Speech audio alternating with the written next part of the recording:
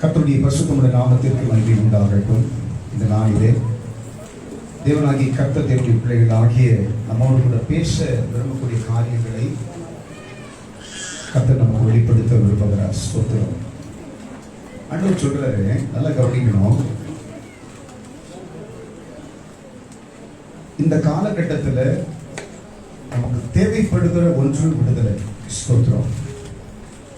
அது தேவனிடத்திலிருந்து நமக்கு கிடைக்காதா என்று சொல்லி கர்த்தர் எதிர்பார்க்கிறாராம். ராமன் சொல்லி பார்க்கலாம். அந்த விடுதலை நமக்கு கிடைச்சாதாங்க நம்மளால ஆசீர்வாதமா இருக்க முடியும். ஒருத்தர்கிட்ட பேசுறதுக்கு பயமா இருக்குது, ஒருத்தர்கிட்ட கை கொடுக்கறதுக்கு பயமா இருக்குது, சகஜமா பழகிறதுக்கு பயமா இருக்கு, யார் நம்ம வீட்டுக்கு வந்தாலும் அவளை ஏற்றுக்கொள்ள பயமா இருக்கு. ஸ்தோத்திரம். நம்ம எங்கடாவது போனாலும் நம்மளை பார்க்கறதுக்கு மற்றவங்க பயப்படுறாங்க. இப்படிப்பட்ட ஒரு சூழல் வரும் என்று சொல்லி யாரும் நிதானிக்கல. ஆனா இவைகள் எல்லாம் கர்த்தருடைய வருகைக்கு ஆரம்பமாக இருக்கிறது என்பதை கர்த்தர் நமக்கு நினைப்பூட்ட விரும்புகிறார். ஆனா எந்த சூழல், எந்த பிரச்சனை, எவ்வளவு பெரிய போராட்டங்கள் வந்தாலும் அவைகளுக்கு மத்தியிலே தேவன் உன்னை என்னை பத்திரப்படுத்தி பாதுகாத்து நடத்துற சொல்லிட்டு கர்த்தர் விரும்புகிறார்கள். அதுல எந்த மறுப்பும் கிடையவே கிடையாது. எவ்வளவு பிரச்சனைகள் வந்தாலும், எவ்வளவு போராட்டங்கள் வந்தாலும் அவைகளுக்கு மத்தியிலே நம்ம அற்புதமா கர்த்தர் நடத்துற சொல்லி விரும்புகிறார். ஆமென். அதான் கர்த்தருடைய திட்டம். அல்லேலூயா சொல்லுங்க பார்க்கலாம். எப்படி ஒரு சங்கார தூதனை கர்த்தர் எகிப்து தேசத்திலே அனுப்புகிற போது மோசே ஒரு வார்த்தை கேட்கிற, ஆண்டவரே இந்த ஜனத்திற்கு மத்தியில் அல்லவா நாங்களே இருக்கிறோம், நாங்க என்ன பண்ணணும் அப்படின்னு கேட்ட போது ஆண்டவர் சொன்னாரு, ஒண்ணுமே கிடையாது. அந்த சங்கார தூதன் உன் குடும்பத்திலே, உன் ஜனத்தின் அண்டையிலே அவன் பிரவேசிப்பதில்லை. அல்லேலூயா சொல்லுங்க பார்க்கலாம். நூலு கட்டின மாதிரி அவருடைய பிள்ளைகளை கர்த்தர் பத்திரமா பாதுகாத்தாராம். அந்த எகிப்து தேசம் எங்க பெரிய ஒரு சங்காரம், பெரிய ஒரு அலறல் சத்தம், எல்லாருடைய கண்களிலும் நீர் தாரை தாரையாய் ஓடுகிறது.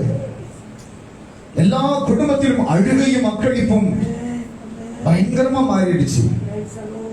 ஆனா கர்த்தரை நம்புகிற பிள்ளைகளுக்கு அவருடைய கூடார மலைகளை கர்த்தர் ஒளித்து வைத்து அவர்களை பத்திரமாய் பாதுகாத்தார். அல்லேலூயா சொல்லுங்க பார்க்கலாம். இன்னைக்கு அந்த சூழலின் வழியாக நம்ம போயிட்டு இருக்கிறோம். அல்லேலூயா சொல்லுங்க பார்க்கலாம். ஒரு காரியம் சொல்றாங்க, தடுப்பூசி போட்டா கொரோனா வராதுன்னு சொல்றாங்க. தடுப்பூசி போட்டும் நிறைய பேருக்கு கொரோனா வந்திருக்குது. அல்லேலூயா சொல்லுங்க பார்க்கலாம். இப்போ தடுப்பூசியினால கொரோனா வராம இருக்காது, தேவனுடைய மகிமையினால் அவைகளை நம்மால் பாதுகாக்க முடியும் என்று சொல்லி கர்த்தர் சொல்லுகிறார். ஒரு ஆமென் சொல்லுங்க பார்க்கலாம். அல்லேலூயா. இன்றைக்கு கர்த்தர் என்னோடு கூட பேசுகிற போது ஒரு வசனத்தை கர்த்தர் எனக்கு வெளிப்படுத்தினார். எடுத்து வாசித்து பாருங்களேன். 91வது சங்கீதம் 14வது வசனத்தை வாசித்து பாருங்கள். அவன் என்னிடத்தில் வாஞ்சையாய் இருக்கிறபடியால் அவனை விடுவிப்பேன். ஆமென் சொல்லுங்க பார்க்கலாம். ஆமென் சொல்லுங்க பார்க்கலாம். அழகாக கர்த்தருடைய வார்த்தை நமக்கு தெளிவுபடுத்துகிறதை பார்க்கிறோம். நம்ம எல்லாருமே அவரிடத்தில் வாஞ்சியா இருக்கிறபடினாலே அவர் நம்மை விடுவிப்பார்.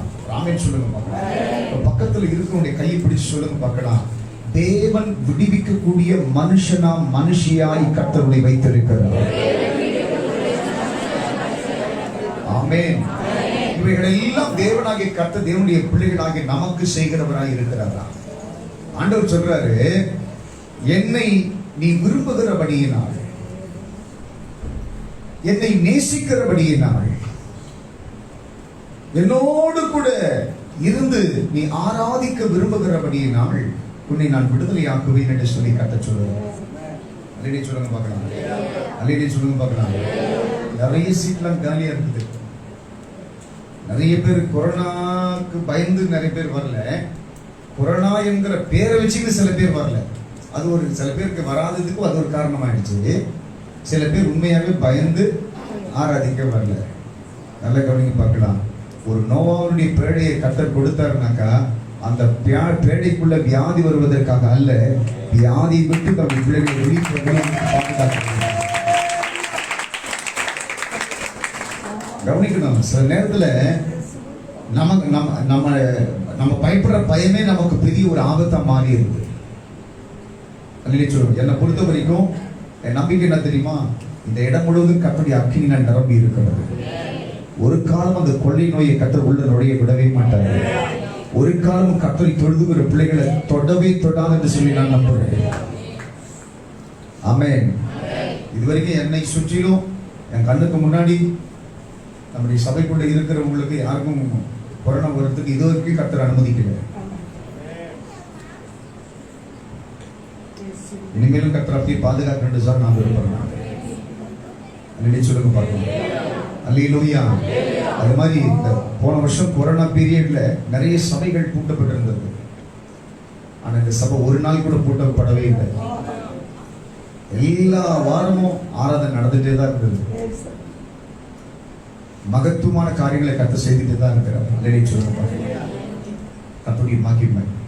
அப்ப இந்த இடத்துல நம்ம வாசிக்கிறோம், தேவனிடத்தில் வாஞ்சையாய் இருக்கிறவர்களை கர்த்தர் விடுவிப்பாராம். தேவனுடைய பிள்ளைகளாகி நாம ஆண்டவர்கிட்ட எப்படி இருக்கணுமா? வாஞ்சையாய் இருக்கணுமா? அதுக்கு ஒரு வசனத்தை நான் உங்களுக்கு சொல்ல விரும்புகிறேன். மான்கள் நீரோடையை பார்த்து வாஞ்சித்து கதறுகிறதை போல என் ஆத்துமா உம்மையே நினைத்து வாஞ்சித்து கதறுகிறது என்று சொல்லி தாவீது சொல்லுகிறதை பார்க்கிறோம். மான்கள் பார்த்தீங்கன்னாக்கா தண்ணீருக்குரிய இடத்தை பார்த்தனாக்கா துள்ளி குதிக்குமா. அந்த தண்ணீரை போய் பருகுவதற்கு அது மிகவும் ஆசைப்படுமா. அந்த தண்ணீரை போய் குதிச்சு அது விளையாடுவதற்கு அது ஆசைப்படுமா. இல்லையே சொல்லுங்க பார்க்கலாம். அது தேவனுடைய பிள்ளைகளுக்கும் கூட சபை என்பது ஒரு நீர்த்தாடகத்தை போன்றதுதான். அந்த இடத்துல நமக்கு ஆராதிப்பதற்கு ஒரு வாய்ப்பை கர்த்தர் கொடுத்திருக்கிறார். அந்த இடத்துல தேவனை துதிப்பதற்கு ஒரு வாய்ப்பை நமக்கு தந்திருக்கிறார். அந்த இடத்துல ஒன்றாய் சேர்ந்து ஜெபிப்பதற்கு எனக்கு கொடுக்கப்பட்டிருக்கிற ஊழியக்காரனை, எனக்கு கொடுக்கப்பட்டிருக்கிற என் சகோதரனை சகோதரியை பார்ப்பதற்கு, அவர்களை விசாரிப்பதற்கு நமக்கு கிடைத்திருக்கிற மிகப்பெரிய ஒரு வாய்ப்பாக எண்ணுகிறவர்களாய் நாம் மாற வேண்டுமா? ஆமென் சொல்லுங்க பார்க்கலாம். இன்னும் கொஞ்ச நாளுக்கு பிறகு பைபிளை எடுத்துட்டு சபைக்கு போனா சுடுறதுக்கெல்லாம் சில நாட்கள் வரப்போகிறது. சில சட்டங்கள் எல்லாம் ஏற்றப்பட போகிறது. அப்ப நிறைய பேர் பைபிளை வச்சிருக்க மாட்டாங்க. இல்லையே சொல்லுங்க பார்க்கலாம். அப்போ நிறைய பேர் சபைக்குள்ள வந்து உட்கார்றதுக்கு, கடவுளை தேடுறதுக்கு, ஜெபிக்கிறதுக்கு நிறைய பேர் ஆசைப்படுவார்கள். இன்னைக்கு இருக்கக்கூடிய இந்த ஃப்ரீடம்லாம் நிறைய பேர் கிடைக்குமான்றது எனக்கு தெரியல. ஆனா அந்த ஃப்ரீடம் கிடைக்கிறப்பவே நம்ம என்ன பண்ணிக்கணுமா? நம்மளை பூஸ்டப் பண்ணிக்கணுமா?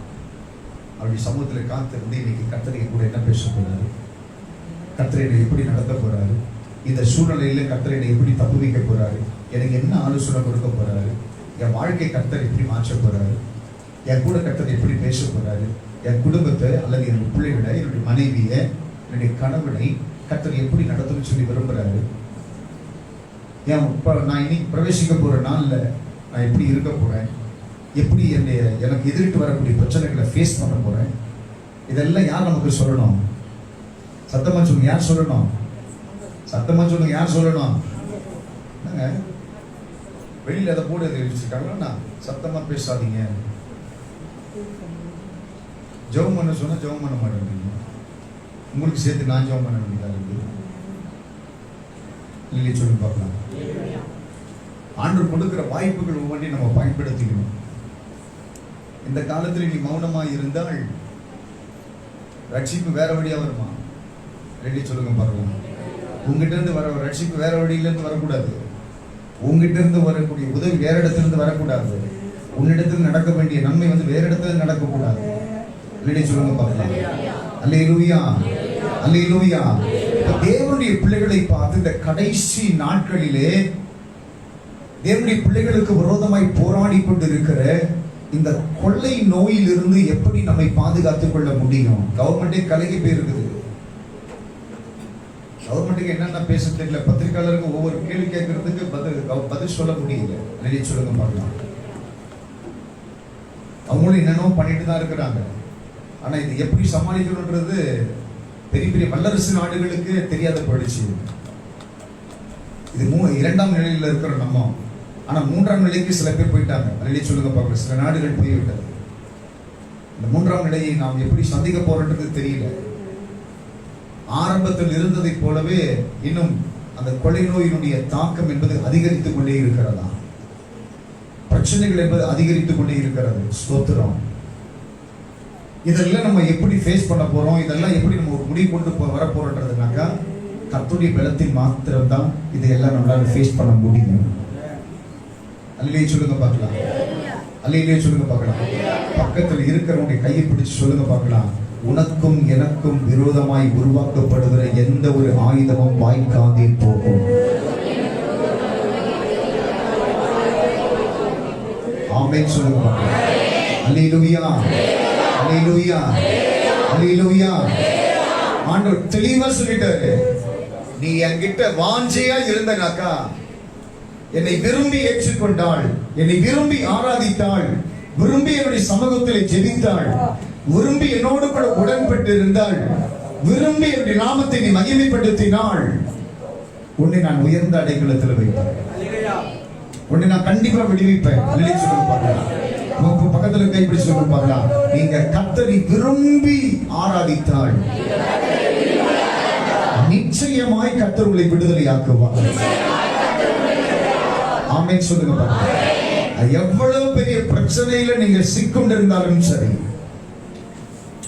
எவ்வளவு பெரிய பொல்லாத ஆவிகளுக்கு மத்தியிலே நீங்க கட்டப்பட்டிருந்தாலும் சரி, என் தேவனை விரும்பி ஆராதித்து பாருங்கள், என் ஆண்டவரை விரும்பி அவரை நேசிக்க கற்றுக்கொண்டு பாருங்கள். நிச்சயமாக என் தேவனாகி கர்த்தர் உங்களை விடுதலையாக்கி உங்களுக்கு நன்மை செய்ய அவர் காத்திருக்கிறார். சொல்லுங்க பார்க்கலாம். எதுவா இருந்தாலும் எங்க ஆண்டவர் உத்தரவு கொடுக்கணும். உத்தரவு கொடுக்காம உன்னை ஒருத்தரும் தொடவே முடியாது. சொல்லுங்க பார்க்கலாம். அந்த உத்தரவு கொடுக்கிறதுக்கு அவருக்கு பிரியமா இருக்கிற பிள்ளைகளை கர்த்தர் அனுமதிக்க மாட்டாராம். சொல்லுங்க பார்க்கலாம். இப்ப நல்ல கவனிங்க, சில காரியத்தை நான் உங்களுக்கு சொல்ல விரும்புகிறேன். அவருடைய பிள்ளைகளாக நாம அவரை வாஞ்சையாய் தேடுகிறவர்களாய் மாறுகிற போது நிறைய காரியங்களை கர்த்தர் செய்ய வேண்டும் சொன்னாரு. அதுல முதல் காரியம் உங்களை விடுதலையாக்க வேண்டும் கர்த்தர் சொன்னாரு. சொல்லுங்க பார்க்கலாம். இப்போ விடுதலை யாரிடத்திலிருந்து நமக்கு வர வேண்டும்? 3 காரியத்தை நான் உங்களுக்கு சொல்ல விரும்புறேன். சொல்லுங்க பார்க்கலாம். 3 இடத்திலிருந்து நமக்கு விடுதலை வரணும். அந்த விடுதலை நமக்கு வர்றதுக்கு அவருடைய சமூகத்தில் நம்ம வாஞ்சியாக இருக்கிறவர்களாய் மாறணும். என் முதல் காரியத்தை நான் உங்களுக்கு சொல்லி இந்த வசனத்திற்கு நான் கடந்து செல்ல விரும்புகிறேன். எடுத்து வாசித்து பாருங்கள். யோவான் எழுதின சுவிசேஷம் 8வது அதிகாரத்துல 36வது வசனத்தை வாசிங்க பார்க்கலாம். யோவான் எழுதின சுவிசேஷம் 8வது அதிகாரத்துல 36வது வசனம்.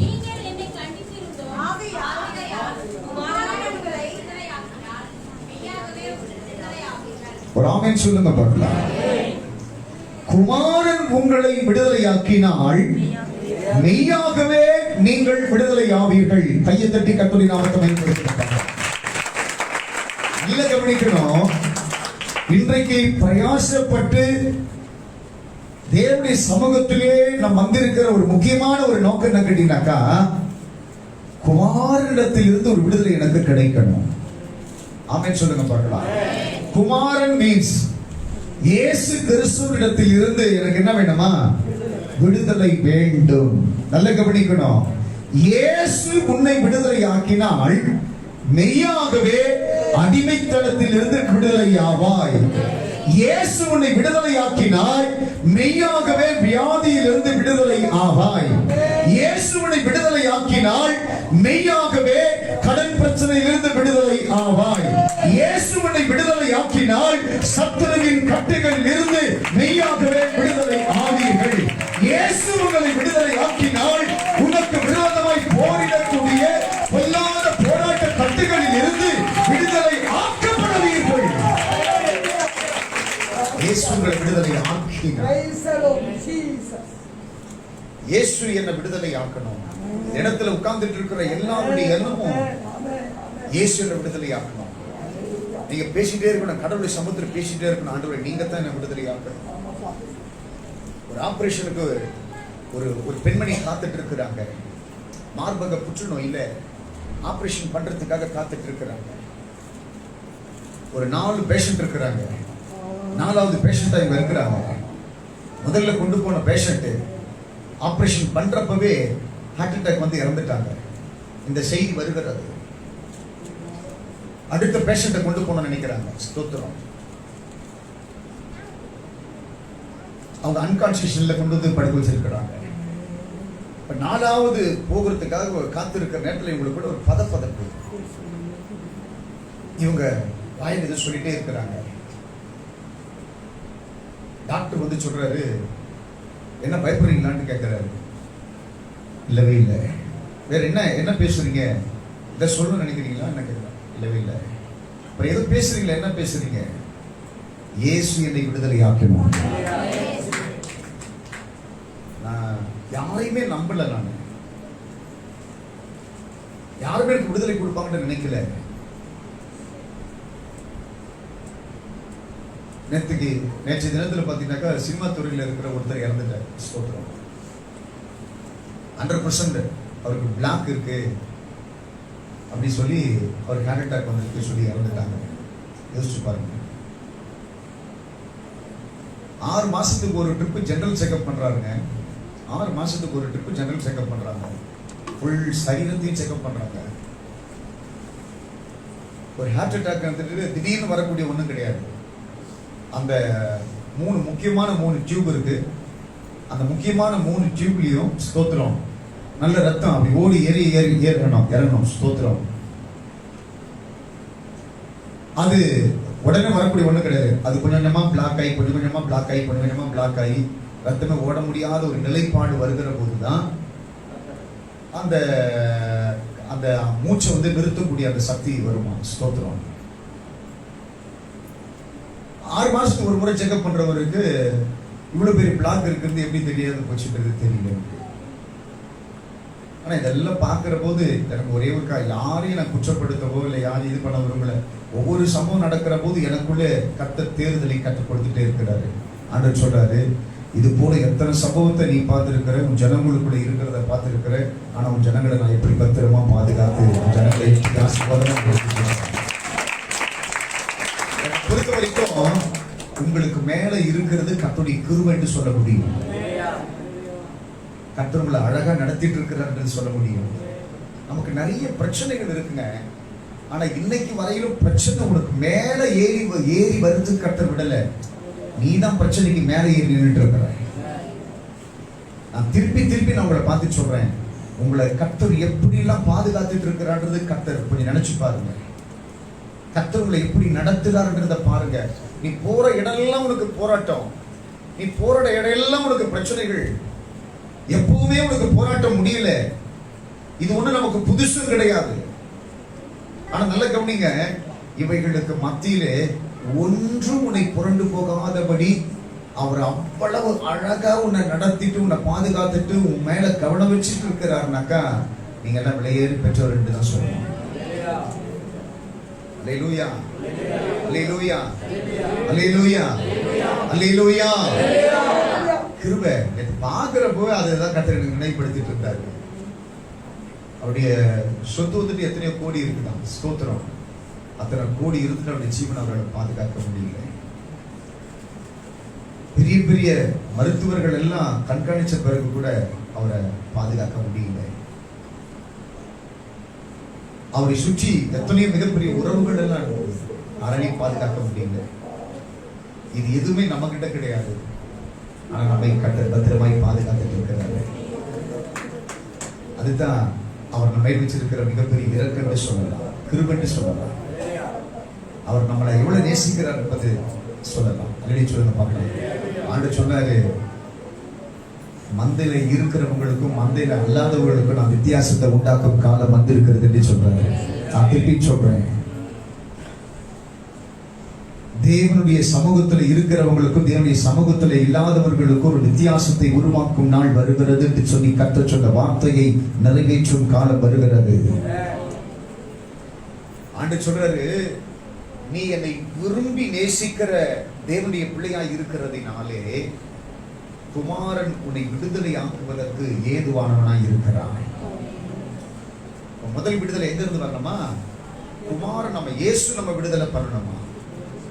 நம்ம விசுவாசிக்கிறது நம்ம நினைக்கிறது எல்லாம் எங்க இருந்து நடக்கணும்னு நினைக்கணுமா? இயேசு நமக்கு நன்மை செய்யணும்னு சொல்லி நினைக்கணுமா? இல்லையே சொல்லுங்க பார்க்கலாம். எப்பவுமே சொல்ற ஆண்டவரே எனக்கு விடுதலை தாங்க. ஒரு மாத்திரை சாப்பிடுறப்ப கூட வாய் திறந்து சொல்லு, ஆண்டவரே இது உங்க ரத்தமா மாற்றுங்க. ஆண்டவரே இதனால எனக்கு எந்த பக்க விளைவுகளும் வந்துடக்கூடாது. ஆண்டவரே இது எனக்கு ஒரு காலமும் எனக்கு எதிராய் மாறிடக்கூடாது. அல்லையே சொல்லுங்க பார்க்கலாம். அல்லேலூயா, அல்லேலூயா. முழுக்க முழுக்க கர்த்தருடைய தயவு இருந்தா மாத்திரம்தான் இந்த உலகத்துல உன்னால ஃபேஸ் பண்ணி ஓட முடியும். முதல் விடுதலை, கர்த்தரை ஆராதிக்கிற ஜனங்களுக்கு முதல் விடுதலை எங்க இருந்து வருது? இயேசுவின் இடத்திலிருந்து வருகிறது நமக்கு. ஆமென், அல்லேலூயா. அந்த வசனம் அழகா சொல்லுது பாரு, மெய்யாகவே மெய்யாகவே. வசனம் வாசிங்க பார்க்கலாம். ஆகையால் குமாரன்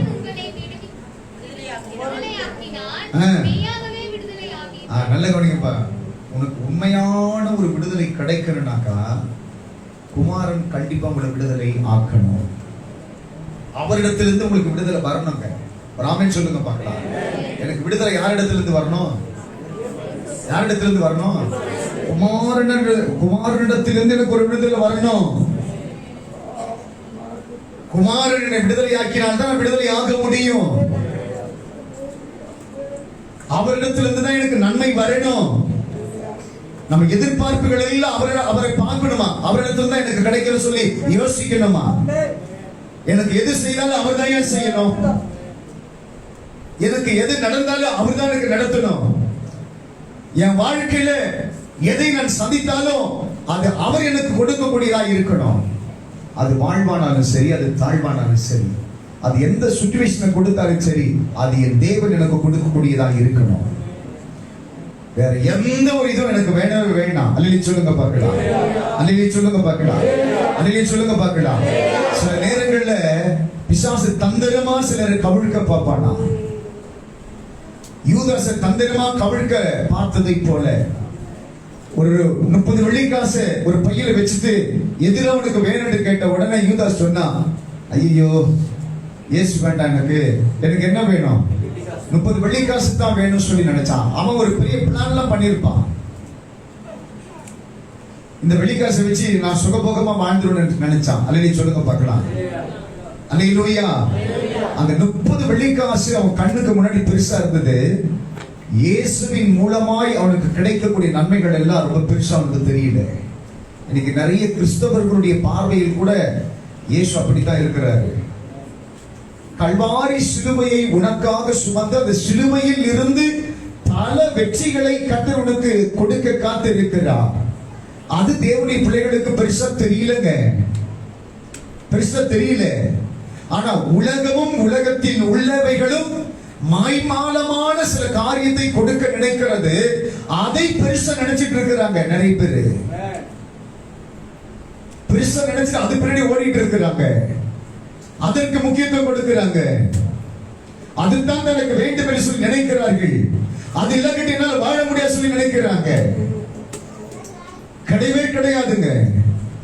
என்னை விடுதலையாக்குற இயேசு என் வாழ்க்கையில இல்லா கட்டிதான் என்னால வாழவே முடியாது.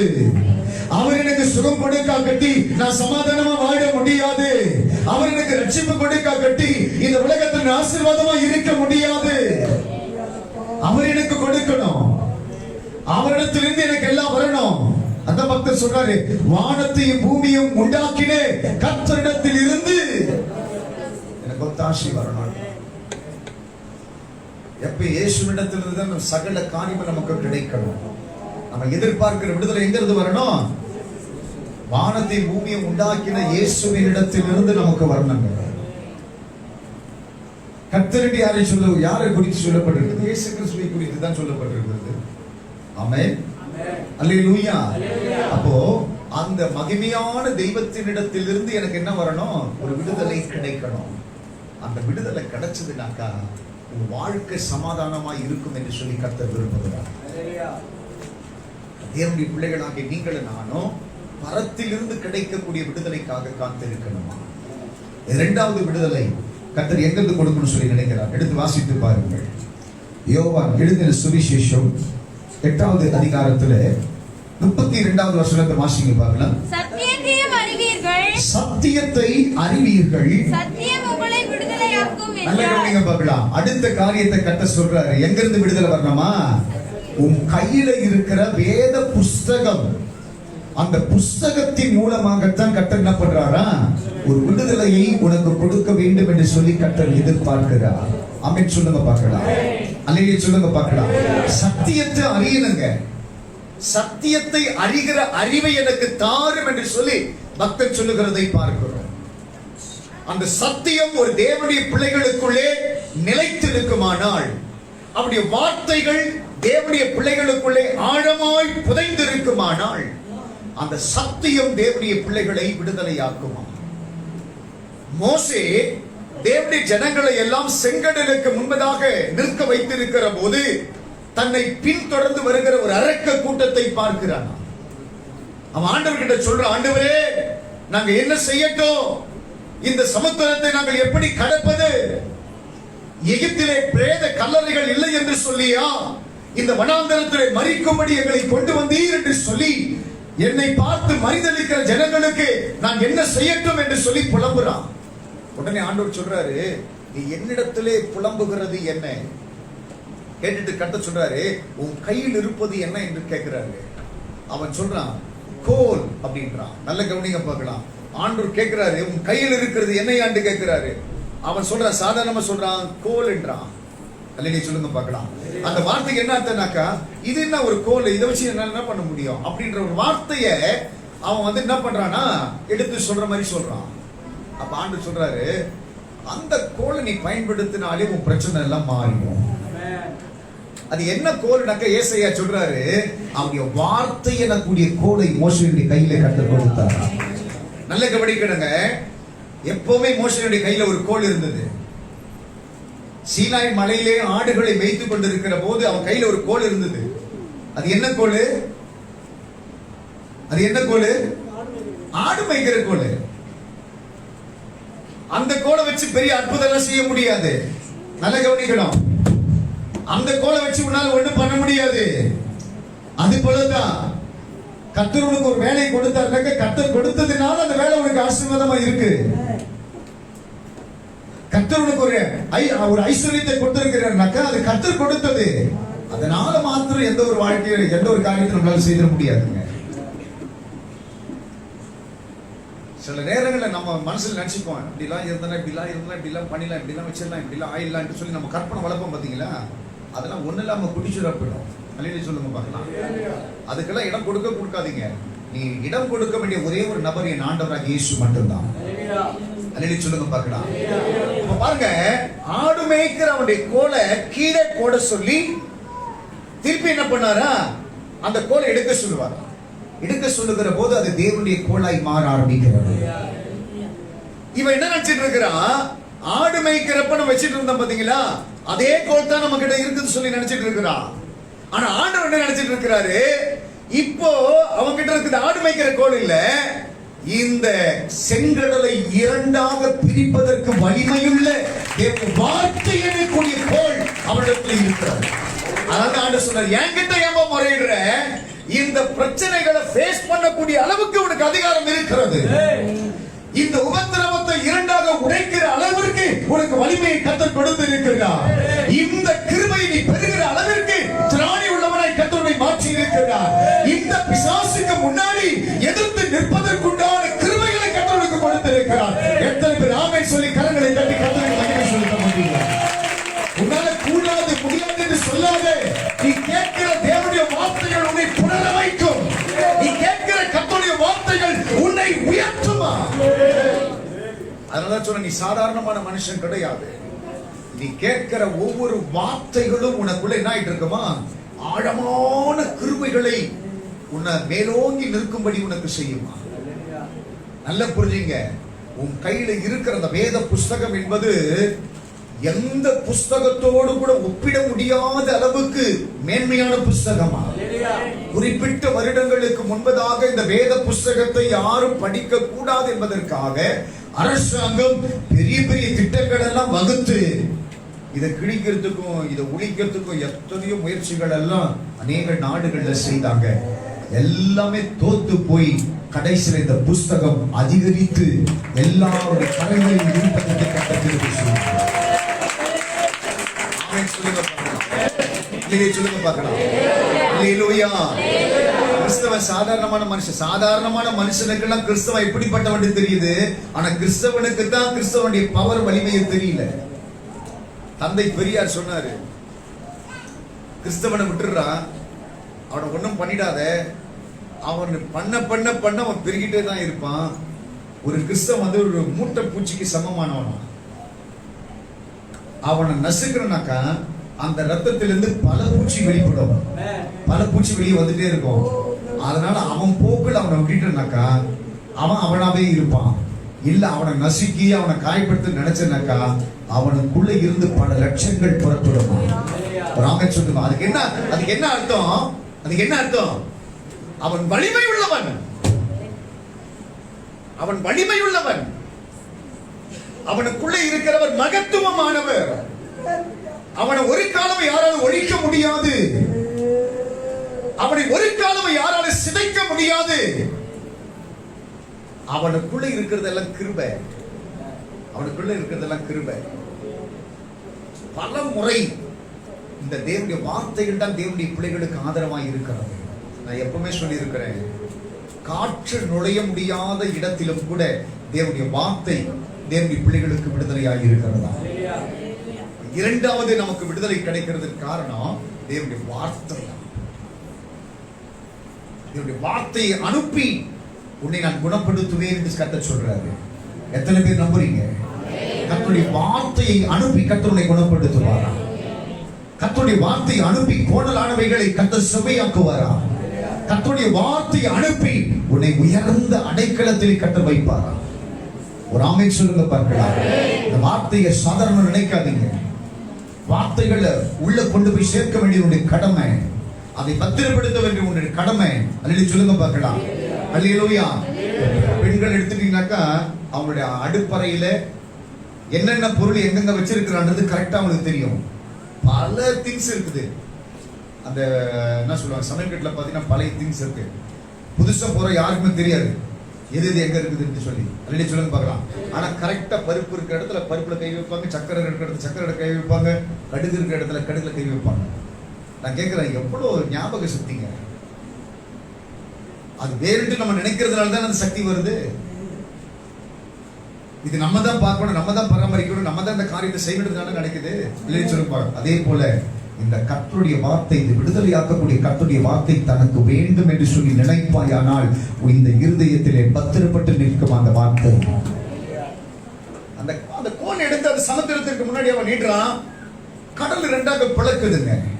நான் இப்ப தீர்க்க தரிசனமா உங்களுக்கு சொல்றேன், உனக்கு விரோதமாய் உனக்கு எதிர்த்து நிற்கிற பொல்லாத ஆவிகளை எல்லாம் இரண்டாக பிடிக்கத்தக்கதான வல்லமை தேவனுடைய வார்த்தையின் மூலமாக உன்னிடத்தில் புறப்பட வேண்டும். எல்லா பொல்லாத ஆவியின் கர்த்தர் உடைச்சி உன் காலுக்கு கீழாக கர்த்தர் கொண்டு போடுவார். உனக்கு விரோதமா கடைசி வரை நிலைத்து நிற்பதற்கு யாருக்கு அதிகாரம் கிடையாது. ஆமென் சொல்லுங்க பார்க்கலாம். ஒரு அல்லேலூயா சொல்லுங்க பார்க்கலாம். ஒரு அல்லேலூயா சொல்லுங்க பார்க்கலாம். அல்லேலூயா, அல்லேலூயா. நேற்று தினத்துல ஒரு சகோதரி எனக்கு ஃபோன் பண்ணாங்க. நாகர்கோவில் பட்டணத்திலிருந்து ஒருத்தர் ஃபோன் பண்ணாங்க. ஸ்தோத்திரம். சாப்பிட முடியாம சந்தேகத்தின் ஆவியினாலே பயங்கரமான பிரச்சனைகளை பண்ணிட்டு இருந்த பயங்கரமான போராட்டம். கிட்டத்தட்ட ஒரு ஆறு மாசம் அந்த குடும்பத்தை உண்டு இல்லைன்னு பண்ணிட்டாரு. ஸ்தோத்திரம். அல்லேலூயா சொல்லுங்க பார்க்கலாம். மருத்துவத்தில் அதுக்கு ஒரு விடுதலை கிடையாது, மருந்துல அதுக்கு ஒரு விடுதலை கிடையாது. கடைசியில போன மாதத்துல அந்த குடும்பத்திற்காக நான் சென்னைக்கு போயிருந்தேன். அல்லேலூயா சொல்லுங்க பார்க்கலாம். அவங்க நேற்று தினத்துல சொல்றாங்க, பாஸ்டர் ஒரே ஒரு மாசத்துல என் வீட்டுக்காரர் பூரண குணமாக்கி அவர் இன்னைக்கு திரும்பவும் வேலைக்கு போயிட்டு சமாதானமா நாங்க இருக்கிற பாஸ்டர். ஒரு சின்ன ஒரு காணிக்கை நான் என்ன சொல்றேன்னாக்கா, அவர்களுக்கு கொஞ்சம் கிட்டத்தட்ட 1 மணி நேரம் அவங்க கூட உட்கார்ந்து பேசி கிறிஸ்தவங்களுக்கே திருப்பி உயிர் கொடுக்க வேண்டிய ஒரு நிலை வருகிறது. அந்த வார்த்தைகளில் உள்ள மகத்துவங்கள், அந்த வார்த்தைகளில் இருக்கிற அதிகாரங்கள், அந்த வார்த்தைகளுக்குள்ள இருக்கக்கூடிய கிருபைகளை அவர்களுக்குள்ளே கொடுக்க ஆரம்பிச்ச உடனே என்ன மாற்றங்க. நேற்று தினத்துல அவர் என்கிட்ட போன் வாங்கி பேசுறாரு. நல்லா இருக்கிறேன் பாஸ்டர், சமாதானமா இருக்கிறேன் பாஸ்டர், எங்களை மறந்துடாதீங்க பாஸ்டர். அல்லேலூயா சொல்லுங்க பார்க்கலாம். அல்லேலூயா. அப்போ வார்த்தையை அனுப்பி தேவன் நம்மை விடுதலை ஆக்குகிறாரா? மூன்றாவது விடுதலை எடுத்து வாசிச்சு பாருங்க பார்க்கலாம். 2 கொரிந்தியரின் புஸ்தகம் 3ஆம் அதிகாரத்திலே 17வது வசனத்தை வாசிங்க பார்க்கலாம். 2 கொரிந்தியரின் புஸ்தகம் 3ஆம் அதிகாரத்திலே 17வது வசனத்தை வாசிங்க பார்க்கலாம். கர்த்தரே ஆவியானவர், மூணாவது சொல்றாரு, அவருடைய ஆவி எங்க இருக்குதோ அங்கே விடுதலை உண்டு. கையை தட்டி கர்த்தருடைய நாமத்தை மகிமைப்படுத்துங்க. நல்ல கவனிக்கணும். ஆண்டவர் தெளிவா சொல்றாரு பாருங்க. மூணாவது விடுதலை எங்க இருந்து வருதா? பரிசுத்த ஆவியானவரிடத்திலிருந்து வருதா? அப்போஸ்தலர் 1:8 வாசிக்கிற போது, பரிசுத்த ஆவி உன்னிடத்தில் வருகிற போது நீங்கள் என்ன அடைவீர்கள்? பலன் அடைவீர்கள். பலன். இன்றைக்கு பரிசுத்த ஆவியை பெற்றவர்களும் இருப்பீங்க, பெறாதவர்களும் இருப்பீங்க. பரிசுத்த ஆவியை பெற்றவர்கள் பயன்படுத்தாதவர்களும் இருப்பீங்க. காரணம், அந்த ஆவியை குறித்துண்டான சரியான பகுத்தறிவு அநேகருக்குள்ள இல்லாததினாலே அதனுடைய மேன்மைகளை அறியாதவர்களாய் இன்றைக்கு நாம் விட்டு இருக்கிறோமா? நல்ல கவனிக்கணுங்க. அடுத்த மூன்றாவது விடுதலை பரிசுத்த ஆவியானுடைய கரத்தில் இருந்து நமக்கு வருகிறது. அந்த பரிசுத்த ஆவியானவர் மேக்ஸிமம் எங்க அதிகமான நேரத்தை செலவிடுவார்னாக்கா அப்படி சபையில தான் செலவிடுவாராம். அல்லேலூயா சொல்லுங்க பார்க்கலாம். அல்லேலூயா சொல்லுங்க பார்க்கலாம். அந்த பரிசுத்த ஆவியானவர் இறங்கக்கூடிய அந்த ஸ்தானத்துல, அந்த பரிசுத்த ஆவியானவர் கிரியை செய்யக்கூடிய இடத்துல அவரோடு கூட ஒரு உறவை வளர்த்துக் கொள்ளணுமா? அந்த பரிசுத்த ஆவியானவர் கொடுக்கக்கூடிய விடுதலைக்கு ஈடு இணையே கிடையாதா? அப்ப அந்த பரிசுத்த ஆவியானவரிடத்திலிருந்து வரக்கூடிய விடுதலை தேவனுடைய பிள்ளைகளுக்கு அதிக மேன்மையை கொடுக்குமா? அதிக பலத்தை கொடுக்குமா? அந்த விடுதலை தேவனுடைய பிள்ளைகளுக்கு வேண்டும். அந்த பிள்ளைகள் அந்த விடுதலை வேணும்னாக்கா ஒரு காலமும் பரிசுத்த ஆவியானவருக்கு விரோதமாய் பேசுகிறவர்களாய் நீங்கள் இருக்கக்கூடாது. பரிசுத்த ஆவியானவருக்கு விரோதமான சிந்தனைகள், பரிசுத்த ஆவியானவருக்கு விரோதமான வார்த்தைகள், பரிசுத்த ஆவியானவருக்கு விரோதமான யுத்தங்கள், பரிசுத்த ஆவியானவர் விரும்பக்கூடாத காரியங்கள் ஒரு காலம் இருக்கக்கூடாது என்று சொல்லி கர்த்தர் சொல்லுகிறார். ஒரு வசனம் அழகா சொல்றாரு, பரிசுத்த ஆவியானவருக்கு விரோதமாய் பேசப்படுகிற வார்த்தைகள் ஒரு காலமும் மன்னிக்கப்படாதான். ஒரு காலமும் கர்த்தர் மன்னிக்க மாட்டாராம். அந்த பரிசுத்த ஆவியானவரை நமக்குள்ளே வைத்து இருக்க வேண்டும். நல்ல கவனிக்கணுங்க. சவுல் தேவனுடைய அபிஷேகத்தை பெற்ற மனுஷன் தான். ஆனா சவுலுக்கு அந்த கோலியாத்துக்கு முன்னாடி சவுல் நிற்கிற போது அவனால அதை ஃபேஸ் பண்ண முடியல. கோலியாத்துக்கு முன்னாடி நிற்கிற போது அவனால் அதை எதிர்க்க முடியுங்கிற நம்பிக்கை அவனுக்குள்ள இல்லை. ஆனா தாவீது நிற்கிறான். தாவீது சொல்றான் கோலியாத்தை பார்த்து, நான் கண்டிப்பா இவனை நான் ஜெயிச்சிருவேன் சொல்றான். என்ன வித்தியாசம் கேட்டீங்கன்னாக்கா, சவுலுக்குள்ள இருக்கிற அபிஷேகம் எடுபட்டு தேவனுடைய அபிஷேகம் தாவீதுக்குள்ள இருக்கிறது. சவுலுக்குள்ள இருக்கிற அபிஷேகம் எடுபட்டதினாலே சவுலை காட்டிலே மற்றவங்க எல்லாம் பெருசா தெரியுறாங்க. ஆனா தாவீதுக்குள்ள தேவனுடைய அபிஷேகம் இருந்ததினாலே தாவீதுக்கு கீழே மற்றவங்க எல்லாம் தெரிய ஆரம்பிச்சிட்டாங்க. சாதாரணமா சொல்றான் தாவீது, இந்த கோலியாத்தை நான் ஜெயிச்சிருவேன். ராமன் சொல்லுங்க பார்க்கலாம். நல்ல கவனிங்க. உனக்குள்ள இருக்கிற அபிஷேகத்தை உன்னை விட்டு வெளியில போகாம பத்திரமா நீ பாதுகாத்துனாக்கா எல்லாமே உனக்கு கீழே தெரியும்.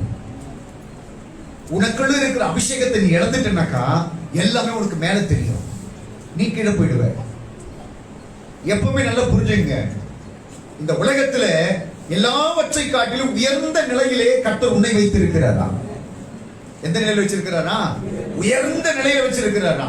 அவர் கொடுக்கக்கூடிய அந்த அபிஷேகத்தினுடைய தழை உன்னை விட்டு அகன்று நிற்கிற போது எல்லாமே மேல போயிருது, நீ கீழே வந்துடுற.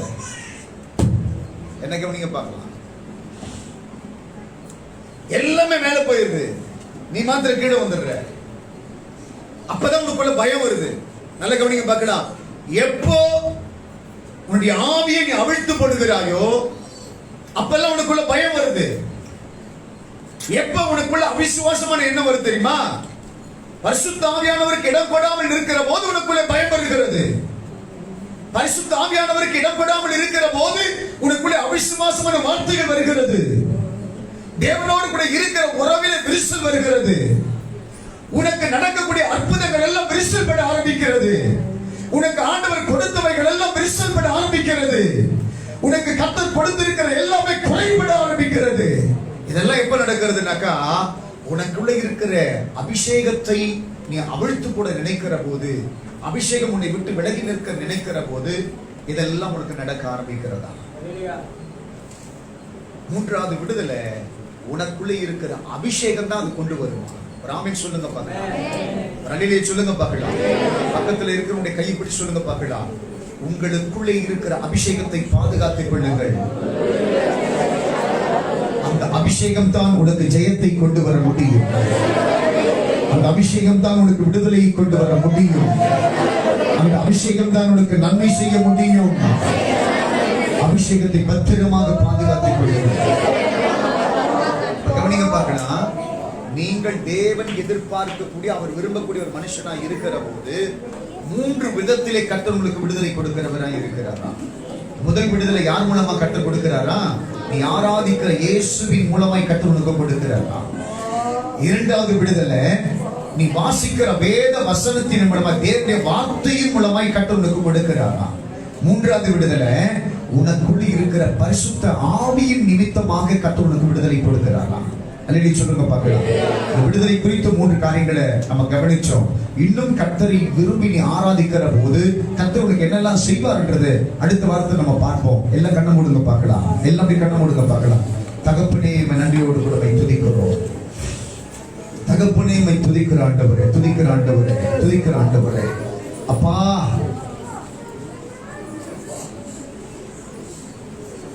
உம்மை விரும்பி ஆராதிக்கிறவர்களுக்கு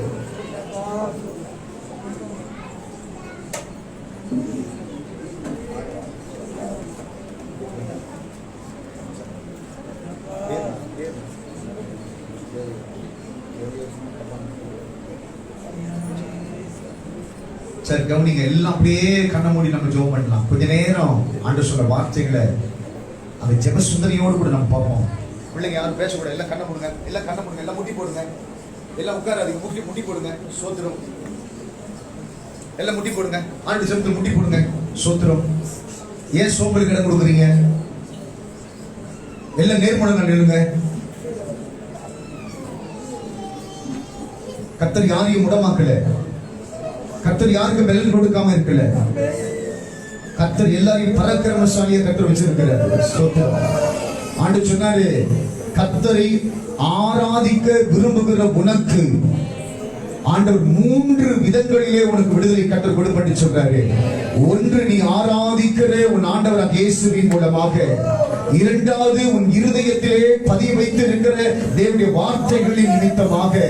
மூன்றாவது, நீ பயன்படுத்திக் கொண்டிருக்கிற பரிசுத்த ஆவியானவரின் நிமித்தமாக ஒரு விடுதலையை கர்த்தர் உனக்கு கொடுப்பாரா.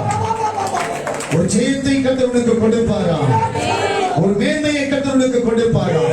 எல்லா வாய்களை திறந்து சொல்லுங்க பார்க்கலாம். தேவனை வாஞ்சையாய் ஆராதிக்கிற தேவனுடைய பிள்ளைகளாக எங்களுக்கு கர்த்தர் விடுதலை கொடுப்பது என்பது நிச்சயம் என்பதை கர்த்தர் வெளிப்படுத்துகிறார். எல்லாம் கையை தட்டி கொஞ்ச நேரம் கர்த்தர் சொல்லுங்க பார்க்கலாம். சோர்வின் ஆவியை, நிலையினத்தின் ஆவியை, எல்லா சத்துடைய கரங்களையும் முறிக்கிறோம். எல்லா பொல்லாத ஆவிகளை முறிக்கிறோம். எல்லா அசுத்த ஆவிகளை முறிக்கிறோம். ஓ, எங்களை பலப்படுத்துகிற தெய்வத்தினாலே எல்லாவற்றையும் செய்வதற்கு எங்களுக்கு பலனுண்டு. எங்களுக்கு கர்த்தர் அக்கினியை கர்த்தர் ஊற்றுமையா. இன்றைக்கு மந்திரவாதிகளுடைய கைகளிலே சிக்கிக் கொண்டிருக்கிறது. வியாதியின் கரத்திலே சிக்கிக் கொண்டிருக்கிறது. கடல் பிரச்சனையிலே சிக்கிக் கொண்டிருக்கிறது. போர் விபத்துகளிலே சிக்கிக் கொண்டிருக்கிறது. பொல்லாத ஆவி வல்லமைகளினாலே சிக்கிக் கொண்டிருக்கிறது. எல்லா பொல்லாத ஆவிகளுக்கும் இயேசு கிறிஸ்துவின் நாமத்தினாலே விடுதலை கிடைப்பதாக.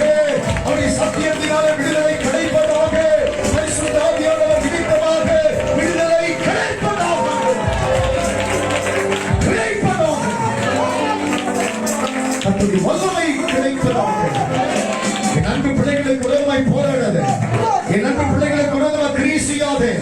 என் அன்பு ஜனத்திற்கு விரோதமாய் எழும்பாதே. என் அன்பு கூட்டத்தை இயேசுவின் நாமத்தில் உடைக்க பொல்லாத ஆவியின் வல்லமைகள் உடைக்கப்படட்டும். இயேசுவின் நாமத்தில் உன்னை நான் கட்டுகிறேன். உன்னை நான் கட்டுகிறேன். உன்னை நான் கட்டுகிறேன்.